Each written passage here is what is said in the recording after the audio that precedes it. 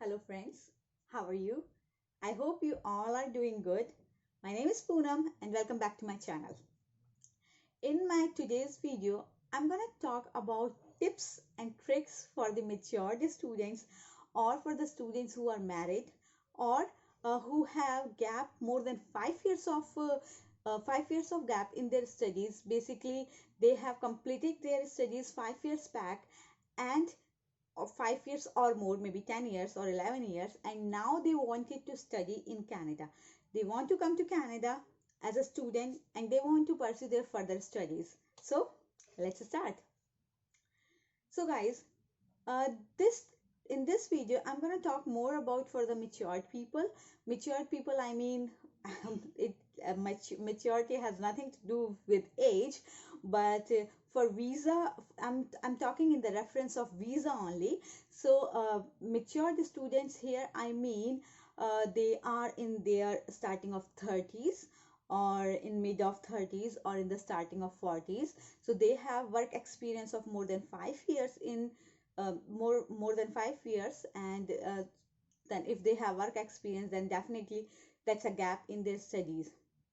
So for those students, I would like to first of all suggest one thing. If you have that much of experience, guys, then I will suggest you directly try for permanent residency in Canada, because we have express entry and you can calculate your CRS point. I already made a video on that. A link is here. Go there and check. I will suggest you to check your CRS points and make and calculate your points for PR. If your points for PR are enough, and you can think you can get cut off, then directly apply for permanent residency in Canada. That's the best way.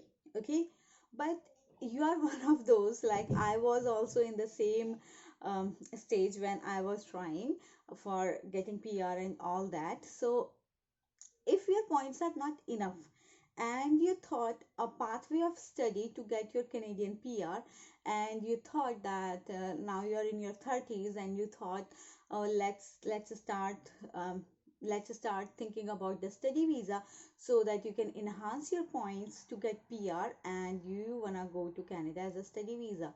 So guys, somehow visa officer also knows that. It's not a hidden secret that visa officer doesn't know that. Visa officer knows that. It's their day-to-day work. They know everything. But what they wanna see that, okay, you wanna come to Canada as a student, more than welcome. But prove me that you wanna study in Canada. What you need to do, you need to prove, you need to convince visa officer that you really genuinely want to study in Canada. So the onus of showing your purpose of studying is even doubled on you, in comparison for the people who have just finished their studies 2 years back. So now your case is little bit, I can say, is little bit complex uh, for visa officer to understand that why after 7 or 8 years, in my case I was having 10 years of work experience, and then I decided to study. So the onus of showing your purpose of studying is double. Now it's your duty to show how, um, how you decided in this age or that many years of experience to study. Basically this is your statement of purpose for the admission in schools. We call the schools here for universities. So basically that is also your statement of purpose for admission in school, and that is your letter of explanation for your visa application as well. You are in your 30s or say in 40s and now you decided to study. Then the first question is why you have decided to study in this age. Though in Canada anyone can study in any age, and the same thing I believe is all over the world, and the same thing all over the world, anyone can study in any age whenever you want to study. But you need to give or justify your intention why you want to study in this age, or after having this much of experience, leaving your comfort zone suddenly after 10 years. Why? And if you want to study, why you're not studying from your home country? what made you to study in Canada? So what answer you can give? First of all, you will write why. So for example, I say, um, say you are working in IT from last 7 years, you are a manager over there, or you are working in any office from last 7 8 years as a manager or a team leader or a supervisor, whatever position you have. Now your growth has kind of stopped. You want to do, if you're in IT, say you want to do now masters in, say, computer networking, or if you are in health sciences, you want to do master in health sciences, or if not anything, then you are working on any company on a managerial position. Now you wanted to do master of business administration so that you can get a better position, or you can get progress in your career. So you need to answer these points. First of all, why? Then you need to link your story with this, that you have completed your studies in this year, now you're working from these many years, and after working, sorry, you are working from these many years, and after working you realized to get promote or to get progress in your job profile, you need a degree in such and such field, and that's why you decided to do. So the first question, why, is answered now. Now the second question will come, why don't you want to study in your home country?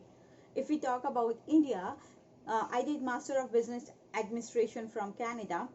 If you will ask me why I haven't done MBA from India, everyone knows, we, because I'm from India, so let's take the reference of India only, because we will file our visa, of course, in India, because we are living at that time, and in India. I'm from New Delhi, so I filed my visa in New Delhi office. So New Delhi visa officer does also know this, that getting MBA admission in, say, IIM, IIM of any state is comparatively very difficult to get admission in a good university in Canada. Competition in India is very much high. It's a high level of competition. So many competitive exams and so many things you have over there, so that getting admission in a good university is definitely difficult. So you need to give that reason as well, that why you do not want to study in your home country. Then I have noted down the points as well for you. Let me see. So we answered why you are studying, why you are not studying in your home country, and then you need to also explain what is your long-term plan.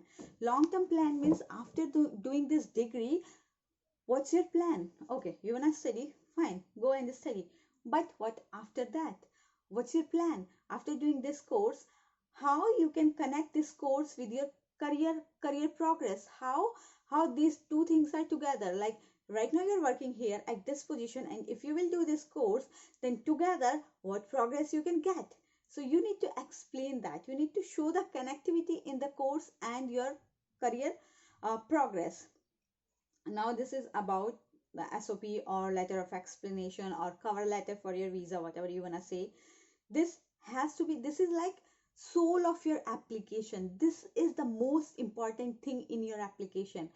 Documents are there, your degrees and financial whatever are there, they are there, but whatever visa officer can see in the file, documents are there, he can see, but what he cannot see is about you, about your feelings, about your intention. So you need to write that on a piece of paper. I hope I made that clear. Now the second thing come, guys, having experience of 7 8 years, being in your 30s or in 40s, I request you, please do not come for postgraduate diploma or for any diploma. I highly recommend you come for a master's degree, because giving a justification for master's degree is more legit in if, say, I was having a 10 years of experience, after 10 years if I want to come for a PG diploma from a private college, what progress I'm looking in my career? Don't you think if you are a visa officer, it's, this case is not making any sense for you? Same thing, because I was working in India from 7 years. I work in overseas education consultancy. My job was uh, uh, explain students what good for them in foreign countries and all that. So I saw that, and it is much easier to convince visa officer for your study visa if you are coming for a master's degree, because then it does make sense that this person is have done bachelor 7 years back. Now he's working from 7 years, and after 7 years of experience he decided to do a progress in his career. He wants to do a master's degree. And say, because I did MBA, I gave justification that after working for 10 years in my career, I saw this, I noticed this. If I need progress in my life or in my career, I need a master's degree. That's why I decided to do this. So choose a master's degree and choose from a reputed college, sorry, reputed university. Try for a high rank university if you can. Like if I tell you I live in Vancouver, it is in British Columbia. Try for the if you're aging in 40s, guys, then you really need to find a very good university like University of British Columbia, University of Toronto, University of Alberta, like McGrath University. So a very good high rank university. Then your visa application will be really easy, because getting admission in these universities is not easy too. It's really highly competitive. So if you can secure an admission in these universities, half the work is done. So same way, if you're not like my application was not like was of UBC, UBC, what we call category, or UBC type. UBC is University of British Columbia. So that's a very high rank university. So my grades and my experience and all that, I was not able to target those high universities. So if you are not able to target those high rank university, then try for public universities, try for well known universities. Please do not try for any private college or any university which has a very low rank, which has very low rank and has a very like very less fee, very less tuition fee. Because this happens when you are in back home. Like I'm from India. When you are in back home, no one asks your consultant that what rank that university has or what course I'm gonna do. Is this a public or private university? What opportunities I have after doing this degree from this university? There, people just want to come to Canada. Please do not do this. Have a good university, well-known university, have a master's degree, and then choose a course which has a career path for you, which has after doing that course you can connect with your career, like you can connect with your work experience, that this is worth of doing that. Okay, so we have covered 3 points: why this university, high rank university, well-known university. And please do not choose any low, like this course has like 10,000 fee, I'm gonna go there. No, please do not do that, because visa officer also knows that less fees is not always the good course. You need to choose a good course. Please do not choose a course as per the tuition fee. Please choose the course as per its worth. Okay, so I covered this point, and I also covered that you need to choose master's degree. I hope till here I made myself clear. Now the thing come that, because I'm talking about the married students or matured students, so generally till 30s people are married in most of the cases. So now they have their family. So the question comes that should I apply my family's visa with me, or should I apply my visa alone?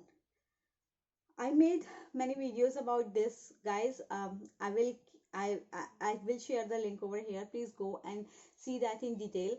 But if in short I will say, then I will highly recommend you first you apply your study visa first. Your study visa once get approved, then apply for your spouse, wife or husband, whoever is with you, and your kids together. It's not like that you cannot apply together. Now I am in Canada from last 4 years, so I see people all from all over the world, like from China, from Japan, China, it has another restriction we'll talk about, but from other countries people do come with their family, but then you need to show lots of money, like you need to show so much funds. And if I tell you in very short, generally you need to show the tuition fee for 1 year, the whole 1 year tuition fee, and plus $10,000 extra. This is for student. And if you're coming with your family, then 4,000 per person is the requirement from the IRCC, from Canadian Immigration. But as much as you can show, that gives you the strength, that gives the strength to your application. This is a requirement from Canadian government website, I will say. But in reality, it's totally different. I will share the link that how much funds you need to show. That is the best scenario. Okay, that video is for the best, like we have best and then we have lower rank and all that. So uh, you can watch that video and you can see that what I'm talking about. But showing funds and all the papers together is kind of difficult in comparison of filing study visa first. First you get your study visa approved, then once you have study visa in your hand, okay, now my visa is confirmed, now please go, please come to Canada, at least stay here for 2 3 months, see how is the weather. You can apply the visa just after getting your study visa, that's not a problem. But this is a practical suggestion. Come here, see how's the weather of that place, how's the job opportunities. If you will bring your kids and your wife or your husband, how they're gonna be adjust, what kind of job she or he can have, what kind of schools like nearby area you have. Understand the area very well and then call them. I also made a video regarding that, you can go and check that come alone or with your family. So it has so many pros and cons. If you will ask me, I came alone, my husband joined me after 1.5 year, and then my son joined me after almost 2 years. So uh, like it's different on different people. I have friends who came with their family. No, actually I don't know anyone who directly came with his or her family. Most of the people ask their family to come after at least 2 3 months. Okay, so this is about why student visa, this is about funds, this is about your family, when you should call them and ask for all that. And one last thing, before choosing any university or any college, please go to the website of Canadian Immigration to check that that university provides postgraduate work permit or not. Because if you're coming to Canada as a study permit, definitely you want to apply your Canadian permanent residency after few years. And to have that, first first step is to get study visa, second step is to get work visa, and then the third step is to apply permanent residency, your PR application. So between study visa and PR there is a link, which is work permit, postgraduate work permit. So please check that university provides that PG work permit or not. I also made a video on that, how you can check, just go and check that. I hope I covered everything in this video, whatever I wanted to say from my viewer. If still I missed something, please ask anytime. You can write in comments, or I will give my link for Instagram and Facebook page as well. Feel free to ask me. I will try to answer whatever I know. Will try my level best. That's all, guys. Thank you so much for your time.